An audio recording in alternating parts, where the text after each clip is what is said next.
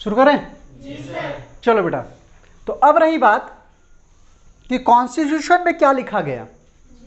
जाहिर है कॉन्स्टिट्यूशन में जो लिखा जाएगा उसी को सबको फॉलो करना पड़ेगा, है ना। और यहाँ हमारे यहाँ क्या होता है, यहाँ हमारे यहाँ लॉ, कोई भी लॉ पास करना होता है उसके लिए कौन है? पार्लियामेंट है, जहाँ पे लोकसभा राज्यसभा है, 2 सदन है हमारे, है ना। फिर राष्ट्रपति के पास जाता है, फिर उसके बाद वो कोई भी बिल होता है और वो क्या बन जाता है? एक्ट बन जाता है, ठीक है, तो लॉ बन जाता है। तो अगर एक ही ग्रुप के लोग रहे पार्लियामेंट में, तब तो जो मर्जी चाहेगा वो लॉ पास कर देगा, है कि नहीं?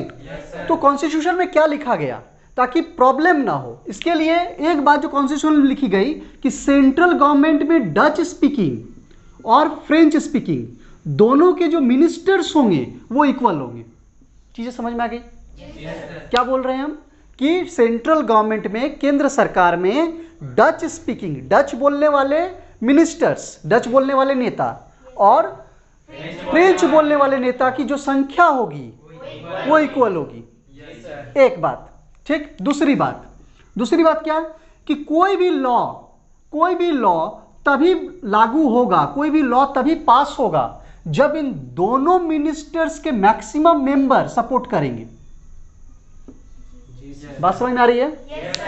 दोनों ग्रुप के मिनिस्टर्स जब किसी लॉ को सपोर्ट करेंगे तो ही लॉ आगे बढ़ेगा, यानी तो ही लॉ लागू होगा। बात समझ में आ रही है ना? यानी फ्रेंच स्पीकिंग वाले भी ओके बोलेंगे, डच स्पीकिंग वाले लीडर्स भी ओके बोलेंगे, तब जाकर वो लॉ बेल्जियम में लागू होगा।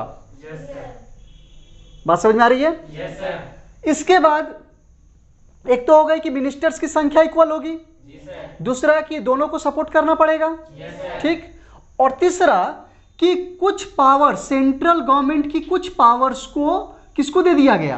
कैपिटल को दे दिया गया, ठीक है। बात समझ में आ रही है ना? इसको बोलते हैं पावर शेयरिंग कर देना, कि सारा पावर हम नहीं रखेंगे, कुछ आप भी रखिए, ताकि आप भी अपने तरीके से काम कर सकें। बातें समझ में आ रही है? तो ये 3 चीजें की गई, ठीक है। लेकिन इसको फॉलो, ये करने के बाद ये तो सेंट्रल गवर्नमेंट भी हुई है चेंजेस। ब्रसल्स जो कि बेल्जियम का कैपिटल है, ब्रसल्स में भी सेंट्रल गवर्नमेंट को फॉलो किया गया। ब्रसल्स ने खुद से सेंट्रल गवर्नमेंट के नियम को फॉलो किया। क्यों किया? क्योंकि वहां के लीडर्स ने इस बात को समझा कि हमारा देश तभी आगे बढ़ेगा जब हम एक दूसरे की फीलिंग्स को समझेंगे। तो ब्रसल्स ने भी वही नियम लागू किए जो सेंट्रल गवर्नमेंट में लागू किया गया, ताकि दोनों में प्रॉब्लम ना हो, कभी ना हो, और कंट्री जो है वो आगे बढ़े, कभी विवाद ना हो। बातें समझ में आ गई? क्लियर हो गई बात? इसमें कुछ भी आपको ऐसा लग रहा है जो याद करने की जरूरत है? पक्का? तो ये केस स्टडी किस पर था? बेल्जियम पर था, ठीक है। एक और केस स्टडी हम लोग पढ़ेंगे किस पर? श्रीलंका पर।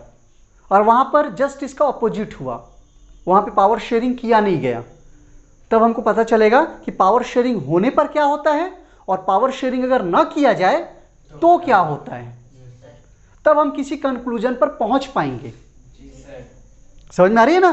तब हम समझ पाएंगे कि भारत में क्यों पावर शेयरिंग किया गया, क्यों बेल्जियम को फॉलो किया गया, क्यों श्रीलंका को फॉलो नहीं किया गया। नहीं समझ में आ रही है? आ रही है ना? पक्का? तो यहां तक कोई डाउट है बेटा? नहीं? चलो ठीक है फिर।